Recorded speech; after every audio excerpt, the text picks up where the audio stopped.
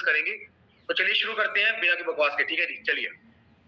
Okay, तो आज के सेशन में हम लोग सबसे पहले शुरुआत करते हैं कि हमारा सेशन होगा कैसे, ठीक है भाई साहब। सबसे पहले हम लोग पढ़ेंगे 1498 के बारे में कि भाई साहब हमारे 1498 में क्या होता है यहाँ पे। उसके बाद 1600 में उसके बाद हमारे पास बैटल ऑफ प्लासी आती है 1757, देन 1762 में हमारे पास बैटल ऑफ बक्सर आती है, राइट। तो ऐसे करके हमारा जो लिंकेज रहेगा अबव 1857 तक हमारा क्या रहेगा, लिंकेज रहेगा, राइट। तो हमें 1857 तक ऐसे ही पढ़ना पड़ेगा। ओके, अब मेरे पास अब है सीन, यहाँ पे सीन क्या है 1498 में क्या होता है, हमारे पास वास्को डी गामा जी आते हैं। पढ़ेंगे आगे, बस आपको एक ओवरव्यू दे रहा हूँ अभी हम लोग पढ़ेंगे क्या।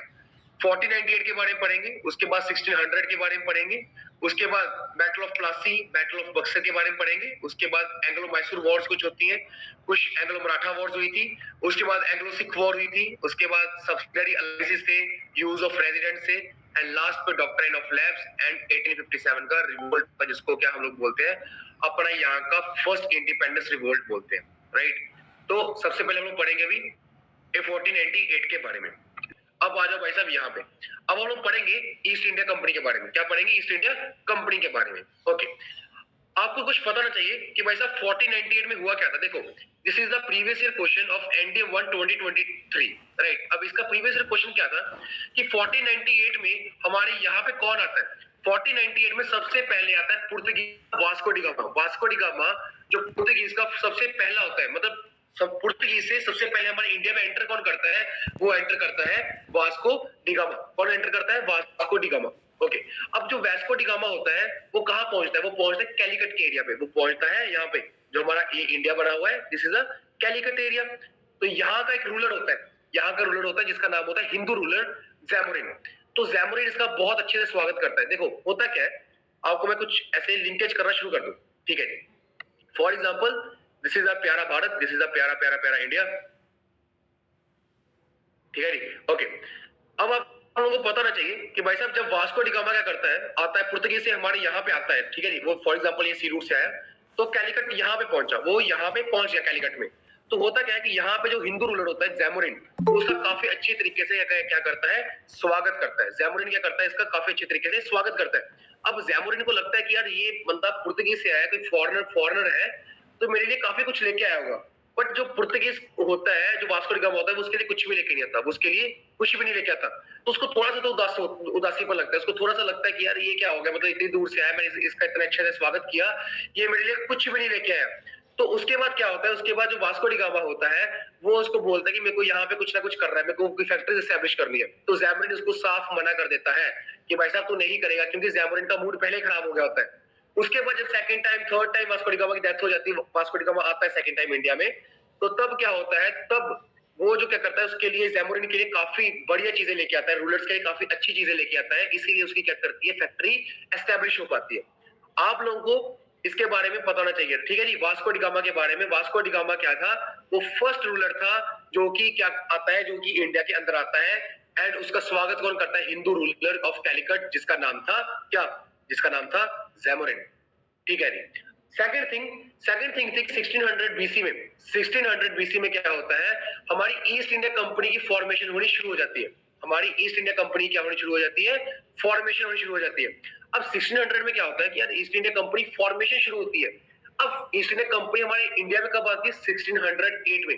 अब होता क्या है, देखो समझो ध्यान से, क्या 1600 में क्या सीन था कि ईस्ट इंडिया कंपनी, अब देखो, अब ईस्ट इंडिया कंपनी देख रही है कि पुर्तगीज जो थे पहले काफी पुअर हुआ करते थे, अब वो काफी अमीर है, अब वो काफी क्या हो रहे हैं, अमीर हो रहे हैं। तो उनको आता है यार कि ये अमीर कैसे हो गए, अब हम ही पुअर क्यों रह गए, तो मतलब ऐसा क्या सीन बन गया। तो इसका मतलब उन्होंने सोचा कि यार कि ये कर क्या रहे हैं। तो उन्होंने इनको जब इन्वेस्टिगेशन की, उन्होंने उनको पता लगा कि वो क्या कर रहे हैं, इंडिया से काफी स्पीसीज जो भी है, कार्डामोम साइड जो जितनी भी स्पीसीज है, वो इंडिया से लेके स्पाइसेस इंडिया से लेके आ रहे हैं। तो उनको लगता है कि यार कि इसका मतलब इंडिया एक सोने की चिड़िया है। तो वो क्या करते हैं, इसी तरीके से जो ब्रिटिशर्स हैं उनको भी ऐसा आइडिया आता है कि हम लोग भी क्या करेंगे, इंडिया में जाएंगे और इंडिया के साथ ट्रेड करेंगे और अपने आप को अमीर करेंगे। तो यही से हमें पता लगता है कि 1600 में क्या होता है, यहाँ पे ईस्ट इंडिया कंपनी की फॉर्मेशन शुरू हो जाती है ब्रिटेन में। तो इनका जो क्वीन एलिजाबेथ वो से चार्ट लेते हैं और इनको मिलता है right to exclusive trade monopoly. अब देखो यार मोनोपोली, अब याद करो जब मेरी इकोनॉमिक्स की क्लास थी, थोड़ा सा चीजों को लिंकेज कर रहा हूँ कि इकोनॉमिक्स की क्लास में जब मैंने बोला था मोनो सेलर के बारे में कि मोनोपोली सेलर कौन होते हैं, कि जो कि 1% जो डोमिनेट करता है होल मार्केट को, जो 1% डोमिनेट करता है होल मार्केट को। इन द सेम यहाँ पे क्या सीन था, यहाँ पे मोनोपोली उनको चाहिए था। मोनोपोली का मतलब है कि वो चाहते थे कि ब्रिटेन से और कोई भी कंपनी ना आए इंडिया के ट्रेड करने के लिए। अब जो एक कंपनी ईस्ट इंडिया कंपनी बन चुकी है, बस वही ट्रेड करेगी और कोई भी कंपनी वहां पे ट्रेड करने नहीं आएगी ब्रिटेन की। ठीक है जी, तो उसे क्या बोलते हैं, एक्सक्लूसिव ट्रेड मोनोपोली। ओके, अब सीन क्या था यहाँ पे कि इन 1608 में क्या होता है, 1608 में ईस्ट इंडिया कंपनी जो होती है वो इंडिया में आती है। ईस्ट इंडिया कंपनी क्या करती है, इंडिया में आती है। तो जो कैप्टन विलियम हॉकिंस होते हैं वो उनका काफी क्या करते हैं, स्वागत करते हैं। कैप्टन विलियम हॉकिंस उनका कैप्टन विलियम हॉकिंस ये जो होते हैं, जो कि क्या करते हैं, ईस्ट इंडिया कंपनी के मेन गवर्नर होते हैं। वो क्या करते हैं, ईस्ट इंडिया कंपनी हमारे इंडिया में आती है। तब मुगल बादशाह कौन था, तब मुगल बादशाह का नाम था जहांगीर। ओके, अब होता क्या है कि जब ईस्ट इंडिया कंपनी हमारे इंडिया के अंदर आके आती है, एस्टेब्लिश होनी शुरू हो जाती है, राइट, तो तब वो जहांगीर के पास जाते हैं। कौन जाती है, ईस्ट इंडिया कंपनी। अब ऑब्वियस बात है कि जब कोई बाहर वाली कंपनी हमारे देश के अंदर आएगी, सबसे पहले वो कुछ ना कुछ तो बातचीत करेगी पीपल से। तो वो क्या करते हैं, वो मुगल एम्पर के पास जाते हैं, जहांगीर के पास। तो जहांगीर को बोलते हैं कि भाई साहब हमें अपनी एक फैक्ट्री एस्टेब्लिश करनी है। तो जहांगीर तो साफ मना कर देता है। जहांगीर क्या कर देता है, साफ मना कर देता है। वो कहता है भाई साहब हम आपको नहीं करने देंगे। क्यों, क्योंकि भाई साहब तब एट दैट टाइम पुर्तगीज का जो और फ्रेंच का जो जो दबदबा था वो काफी ज्यादा था। काफी क्या था, काफी ज्यादा दबदबा था उनका। तो इस वजह से उनसे डरते हुए जो भी जहांगीर था उसने उनको मना कर दिया था। बट जब हम लोग आगे पढ़ेंगे अपने किसके बारे में पढ़ेंगे, एंग्लो कार्नेटिक वॉर्स के बारे में, तब हम आप लोगों को बताऊंगा कि कैसे जो ईस्ट इंडिया कंपनी थी वो कैसे इंग्लिश जो थे वो कैसे डिफीट करते हैं, किनको, फ्रेंच को करते हैं। वो आगे पढ़ेंगे, राइट। अभी बात करते हैं 1613 में। उसके बाद जहांगीर उनको अलाउ कर देता है to make the first factory in the Surat. Very very important भाई साहब, कि ईस्ट इंडिया कंपनी की जो फर्स्ट फैक्ट्री थी, ईस्ट इंडिया कंपनी की जो फर्स्ट फैक्ट्री थी वो कहां पे थी, ईस्ट इंडिया कंपनी की फर्स्ट फैक्ट्री थी वो सूरत में एस्टैब्लिश थी। वो कहां पे एस्टैब्लिश थी, सूरत में। ओके, अनदर थिंग कि 1651 में क्या होता है, ईस्ट इंडिया कंपनी जो होती है वो अपनी फैक्ट्री को एस्टैब्लिश करती है कहां पर, इन बंगाल में। Very very important, very important. और on the bank of Hooghly river, Hooghly river के बैंक पे बंगाल में क्या करती है ईस्ट इंडिया कंपनी, अपनी फैक्ट्री को एस्टैब्लिश करती है। कब, 1651 में, राइट। उसके बाद आपको पढ़ना पड़ेगा कि भाई साहब 1717 में क्या होता है, रॉयल फरमान, जिसको हम लोग क्या बोलते हैं, दस्तक भी बोलते हैं। वेरी इंपॉर्टेंट, सीडीएस 2022 सेकंड का क्वेश्चन है कि दस्तक हम किसको बोलते हैं। दस्तक हम एक रॉयल फरमान को बोलते हैं। किसको बोलते हैं, एक रॉयल फरमान को बोलते हैं, जिसको किसने दिया था, भाई फारूक शाह बादशाह ने। अब समझो हुआ क्या था। अब 1717 में तो सीन ऐसा चला था यहाँ पर कि यार जो फारूक शाह था उसकी तबीयत काफी ज्यादा क्या थी, वीक हो गई थी। Farooq Shah on the death पे था कि वो कभी भी मर सकता है। तो होता क्या है कि जब ईस्ट इंडिया कंपनी को पता लगता है तो वो अपने कुछ क्या करते हैं, जो उनके पैथोलॉजिस्ट होते हैं उनको भेजते हैं, किसके पास भेजते हैं, फारूक शाह के पास भेजते हैं, ताकि वो ठीक हो सके। तो जब वो उनकी ट्रीटमेंट करते हैं, डॉक्टर्स करते हैं, ट्रीटमेंट करते हैं, तो वो ठीक हो जाता है फारूक शाह। तो मतलब अब कौन बंदा जिसको अपनी मौत पसंद है, भाई ऐसा कोई बंदा नहीं है, राइट। ओके, तो होता क्या है यार, जब फारूक शाह ठीक हो जाता है तो वो क्या करता है, वो कंपनी को क्या दे देता है, दीवानी राइट्स। दीवानी राइट्स नहीं बोलते इसको, हम लोग बोलते हैं ट्रेडिंग राइट्स। उनको क्या बोल देता है, ट्रेडिंग राइट्स दे देता है कि भाई साहब आप ट्रेड कर सकते हो। तो यहीं से क्या करते हैं, कंपनी के ट्रेडिंग राइट्स जो होते हैं वो शुरू हो जाते हैं बाय 1717, रॉयल फरमान by Farooq Shah. Very very important, very very important. ठीक है जी, अभी के लिए हम लोगों ने पढ़ा कि भाई साहब कैसे 1498 में पुर्तगीज जो थे वो हमारे वास्को डिगामा जो हमारे इंडिया के अंदर आते हैं। उसके बाद हमने पढ़ा 1600 में कि कैसे ईस्ट इंडिया कंपनी की फॉर्मेशन शुरू हो जाती है। उसके बाद हमने पढ़ा कि 1608 में ईस्ट इंडिया कंपनी जो होती है वो हमारे इंडिया के अंदर आती है, राइट। उसके बाद पढ़ा कि 1613 में ईस्ट इंडिया कंपनी अपनी फर्स्ट फैक्ट्री को एस्टैब्लिश करती है, कहां पर, सूरत में। उसके बाद पढ़ा कि 1651 में ईस्ट इंडिया कंपनी जो उसकी फैक्ट्री होती है वो एस्टैब्लिश करती है, कहां पर, बंगाल में। उसके बाद 1717 में रॉयल फरमान बाय फारूक शाह जो कि ट्रेडिंग राइट्स देता है बाकियों को, राइट, उसके बारे में हमने डिस्कस किया। आई बिलीव आप लोगों को ये वाली स्लाइड एकदम क्रिस्टल क्लियर होगी। कोई डाउट, आप लोगों को ऑलरेडी बता चुका हूं यार कि ब्रिटिशर्स हमारे इंडिया में क्यों आए थे। क्यों, क्योंकि जब वो देखते हैं कि पुर्तगीज, डच और फ्रेंच को कि भाई साहब उनको काफी बेनिफिट मिल रहा है, राइट, उनके पास काफी रिच ट्रेड्स है फ्रॉम इंडिया से। तो वो क्या करते हैं, India was rich in spices. India क्या थी, काफी रिच थी। इंडिया के पास बहुत मसाला बहुत तगड़ा था भाई। ब्रिटिश को क्या था, pepper, cloves, cardamom and cinnamon India में बहुत ज्यादा था, राइट। तो जो इंडिया की handicraft industries very very important. याद करो जब मैंने इकोनॉमिक्स की क्लास ली थी, जब मैंने बताया था India on the eve of independence 1947, India की जो इंडस्ट्री थी वो काफी पुअर थी। क्यों? क्योंकि जो भी ब्रिटिशर्स थे वो क्या करते थे, वो इंडिया से रॉ मटेरियल लेके अपने ब्रिटिशर्स में जाते थे और वहां से फिनिश गुड्स बना के हमारे इंडिया में आके क्या करते थे, बेचते थे। तो इसका मतलब था जो इंडिया की हैंडीक्राफ्ट इंडस्ट्री थी वो काफी क्या थी, वो काफी बढ़िया थी, राइट। उसका काफी तगड़ी मार्केट थी, किसमें, यूरोप में। ओके, तो इन चीजों की वजह से क्या सीन था, जो ब्रिटिशर्स थे वो इंडिया में आना शुरू हो जाते हैं, राइट। बता दिया मैंने, क्योंकि इंडिया के पास स्पाइसेस बहुत तगड़े थे, इंडिया के पास हैंडीक्राफ्ट इंडस्ट्रीज बहुत तगड़ी थी। तो इन चीजों की वजह से क्या करते हैं, जो ब्रिटिशर्स होते हैं वो इंडिया में आना शुरू हो जाते हैं, राइट। ओके, आगे थोड़ा सा अपना माइंड को खोल लेना भाई, क्योंकि अब आ रही है battle of Plassey and battle of Buxar. एक स्टोरी के थ्रू पढ़ाऊंगा, एक स्टोरी के थ्रू आपको सब कुछ समझाऊंगा। आई बिलीव आपको वो स्टोरी जो कि आपके खाने के अंदर पड़ेगी, राइट। बस एक स्टोरी को लिंक करना, अब एक स्टोरी को लिंकेज करना। ओके, अब देखो होता क्या, अब एग्जैक्टली होता क्या कि यार जब हमारी बैटल ऑफ प्लासी में होता क्या सीन क्या होता है, देखो अब हम लोगों ने पढ़ा था बंगाल के बारे में। देखो अब होता क्या कि जब बंगाल होता है, बंगाल का जो नवाब होता है, बंगाल का नवाब कौन होता है, सिराजुद्दौला। अब जो बंगाल का नवाब सिराजुद्दौला होता है वो काफी बढ़िया एडमिनिस्ट्रेटर होता है, वो काफी बढ़िया क्या होता है, गुड एडमिनिस्ट्रेटर होता है। तो यार जब सिराजुद्दौला क्या करता है, नवाब बनता है ना बंगाल का, तो कंपनी को अच्छा लगता, कंपनी को बिल्कुल भी पसंद नहीं आता कि यार कि सिराजुद्दौला एक नवाब बन चुका है बंगाल का। उनको चाहिए था एक weak administrator, but Sirajuddaula was a very good administrator. तो इस वजह से कंपनी को काफी बुरा लगता है। तो होता क्या है, कंपनी क्या करती है, सिराजुद्दौला के उस एरिया के अंदर उनकी एक फैक्ट्री होती है कासिम बाजार में, कासिम बाजार में उनकी क्या होती है, एक फैक्ट्री होती है। तो वो क्या करती है, वो फोर्टिफिकेशन करना क्या करती है, शुरू कर देती है। वो आसपास, फोर्टिफिकेशन का मतलब है वो फैक्ट्री के आसपास दीवारें बनानी शुरू कर देते हैं, वॉल्स बनाना शुरू कर देते हैं। अब ऑब्वियस बात है कि जब कोई भी चीज आपस में फोर्टिफिकेशन करना शुरू कर देगी, तो मेरे भाई जो उसका जो बंगाल की क्या होगी, सॉवरेनिटी को हानि होगी, सॉवरेनिटी को क्या होगी, हानि होगी।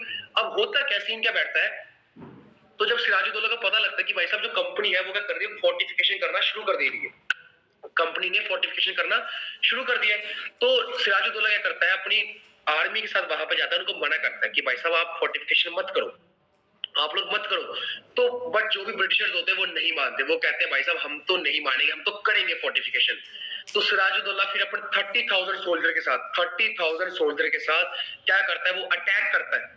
कहां पर अटैक करता है, 30,000 सोल्जर के साथ वो अटैक करता है कासिम बाजार की उनकी फैक्ट्री के ऊपर। तो आउट ऑफ कई जो ब्रिटिशर्स होते हैं वो भाग जाते हैं, और 142 ब्रिटिशर्स को क्या करता है, 145 ब्रिटिशर्स को कैप्चर कर लेता है, उनको गुलाम बना लेता है। अब उसमें से उनको क्या करता है, वो जब वो उनको मतलब क्या कहते हैं, उनको बाढ़ के पीछे रखता है, तो वो काफी सफोकेशन होती है। तो आउट ऑफ 145, 132 सोल्जर्स क्या करते हैं, वो डाइड, वो मर जाते हैं। उसी को हम लोग क्या बोलते हैं, ब्लैक होल ट्रेजेडी बोलते हैं, उसी को हम लोग क्या बोलते हैं, ब्लैक होल ट्रेजेडी बोलते हैं। अब ना this is a scene of, ये सीन बैठा था किसका, बैटल ऑफ प्लासी का। तो अब जब रॉबर्ट क्लाइव था, जब उसको पता लगता है कि अब यार मेरे इतने सोल्जर्स मर गए, उसको काफी गुस्सा आता है। वो क्या करता है, वो अटैक करता है किसके ऊपर, देखो ये था सिराजुद्दौला, ये था रॉबर्ट क्लाइव, वो अटैक करता है सिराजुद्दौला के ऊपर। सिराजुद्दौला काफी घबरा जाता है, तो वो क्या करता है, वो ट्रीटी ऑफ अलीनगर साइन करता है। अब ट्रीटी ऑफ अलीनगर में क्या बैठता है कि भाई साहब जितने भी कंपनी के ट्रेडिंग राइट्स है उसको रिजॉल्व कर देता है। ट्रेडिंग राइट्स को क्या करता है, वो रिकैप्चर करता है, रिजॉल्व कर देता है। मतलब याद करो, मैंने पढ़ाया था 1717 में फारूक शाह फरमान में क्या होता है, कंपनी को ट्रेडिंग राइट्स मिलते हैं। In the same way battle of Plassey में क्या होता है, जब रॉबर्ट क्लाइव आता है ट्रीटी ऑफ अलीनगर में, तो सिराजुद्दौला क्या बोलता है, आप अपने कंपनी के ट्रेडिंग राइट्स फिर से मैं आपको लागू कर देता है। क्यों? क्योंकि सिराजुद्दौला काफी घबरा जाता है। जब सिराजुद्दौला देखता है रॉबर्ट क्लाइव के पास काफी तोपे हैं, बड़े बड़े कारखाने हैं, तो वो काफी घबरा जाता है, राइट। तो ये सीन बैठता है किसका, ये सीन बैठता है हमारा एग्जैक्टली रॉबर्ट क्लाइव का, जब ट्रीटी ऑफ क्या होती है, ट्रीटी ऑफ अलीनगर होती है, साइन होती है। ओके ठीक है भाई साहब। अब जब हमारी ट्रीटी ऑफ अलीनगर बैठ गई, अब ट्रीटी ऑफ अलीनगर के बाद क्या होता है, रॉबर्ट क्लाइव को फिर भी बहुत गुस्सा आता है। रॉबर्ट क्लाइव बोलता है मेरे 132 सोल्जर्स मर गए यार, मेरे को कुछ प्रतिशोध चाहिए, मेरे को गुस्सा है, मेरे को उनसे बदला लेना है।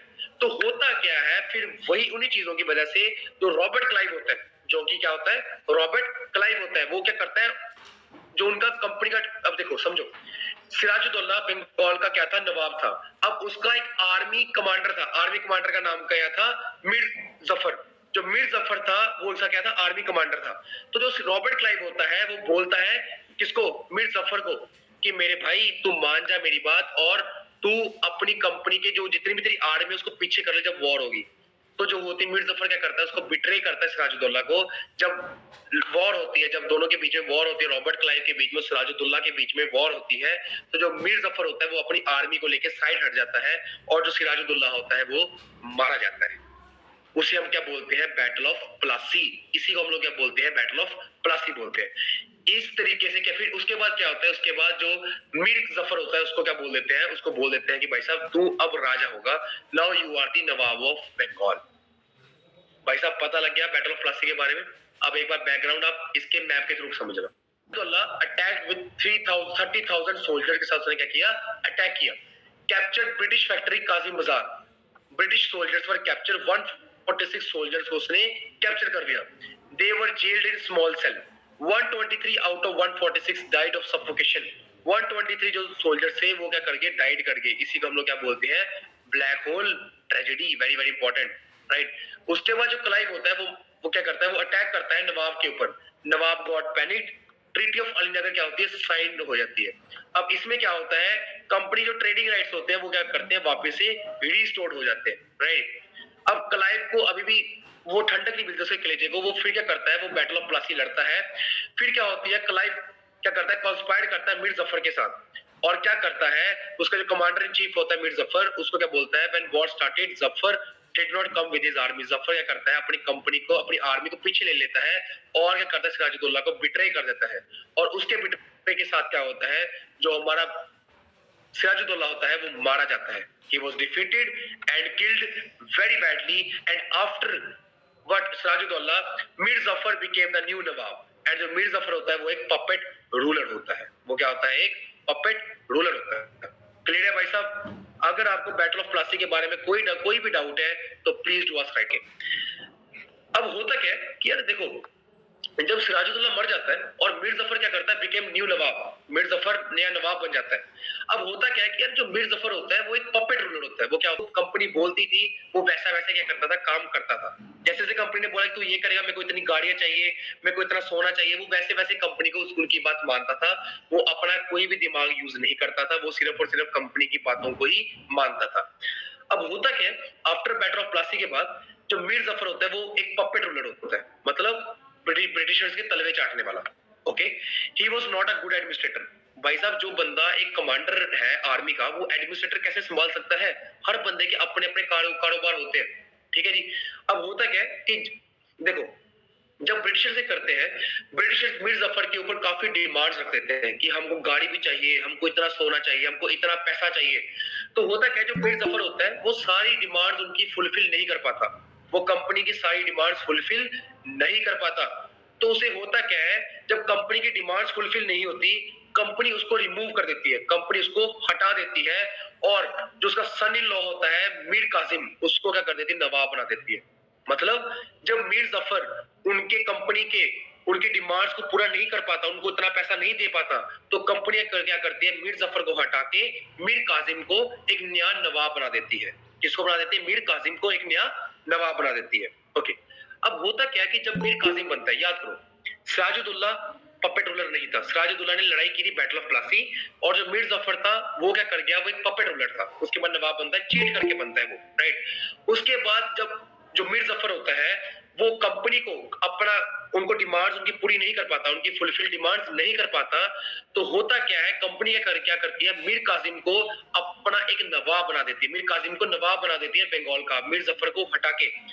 तो जो मीर कासिम बनता है ना भाई साहब नवाब, मीर कासिम को पता होता है, मीर कासिम को ईच एंड एवरीथिंग पता होता है कि यार एक ब्रिटिशर्स कैसे हैं, और ब्रिटिशर्स मतलब कितने दोगले बनते हैं, राइट।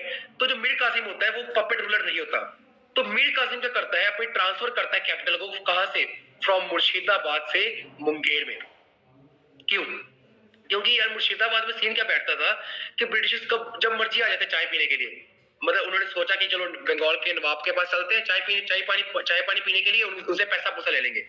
तो उसने क्या किया, उसने अपनी कैपिटल को शिफ्ट कर दिया मुर्शिदाबाद से बिहार में शिफ्ट कर दिया, भाई साहब बिहार में कर दिया, ताकि कंपनी उनके बार बार उसके पास ना आ पाए।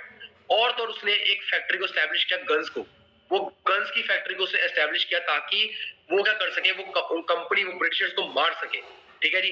अब होता क्या, जब ब्रिटिशर्स को पता लग गया, जब ब्रिटिशर्स को पता लगता है मीर कासिम के बारे में कि यार मीर कासिम को हमने रूलर बनाया और वो हमारे खिलाफ ही कॉन्स्पिरेसी रच रहा है, राइट, तो वो हमारे खिलाफ ही सब कुछ कर रहा है, फैक्ट्री एस्टेब्लिश कर रहा है, उसने अपनी कैपिटल को शिफ्ट कर दिया, तो वो क्या करते हैं, वो मीर कासिम के ऊपर अटैक कर देते हैं और मीर कासिम हार जाता है।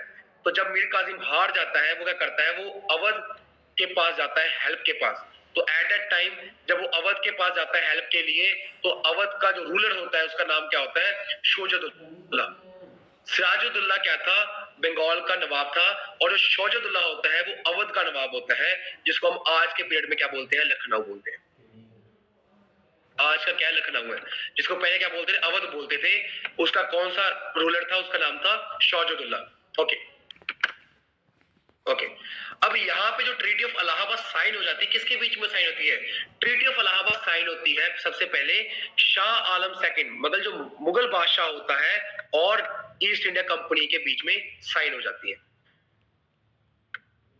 जो मुगल बादशाह था और किसके बीच में साइन होती है, हमारी ईस्ट इंडिया कंपनी के बीच में क्या हो जाती है, वो साइन हो जाती है।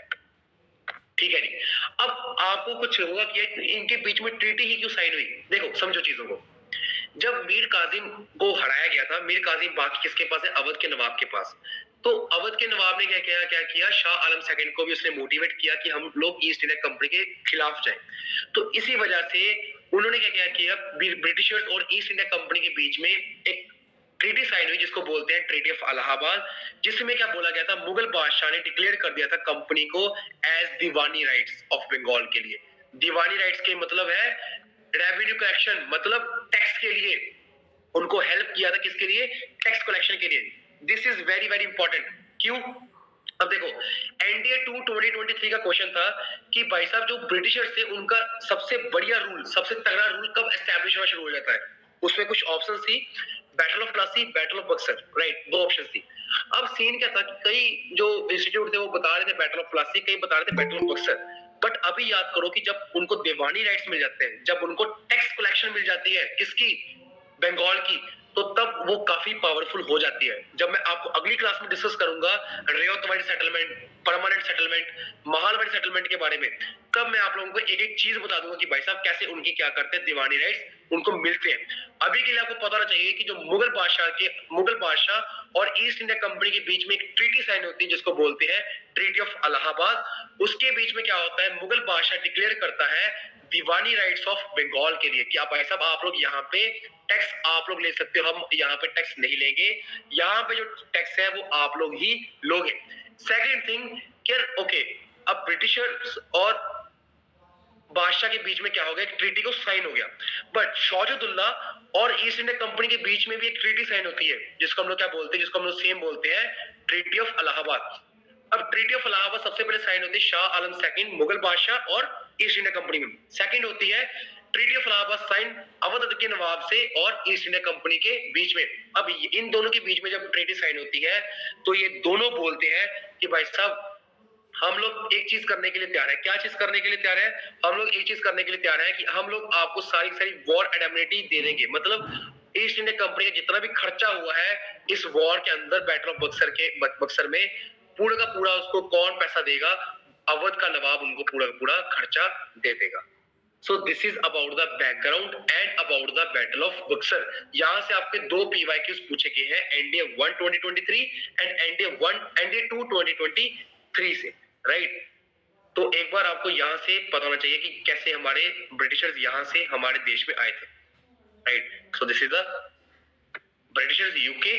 तो वो इस रूट से क्या करते हैं, हमारे इंडिया के अंदर प्यारे भारत में वो एंटर कर जाते हैं, राइट। तो भाई साहब any doubt please do ask. किया battle of Plassey, battle of Buxar के बारे में। कल की क्लासेस में हम लोग डिस्कस करेंगे कैसे उनकी क्या आते हैं, टैक्सेस आते हैं, जब हम दीवानी राइट्स के बारे में पढ़ेंगे, राइट। तो भाई साहब आई बिलीव आप लोगों को ये समझ लगा होगा। तो from my side take care, पढ़ते रहो भाई। This is the day 1 of the modern India. जय हिंद, जय जवान, वंदे भारत, वंदे मातरम। जय हिंद।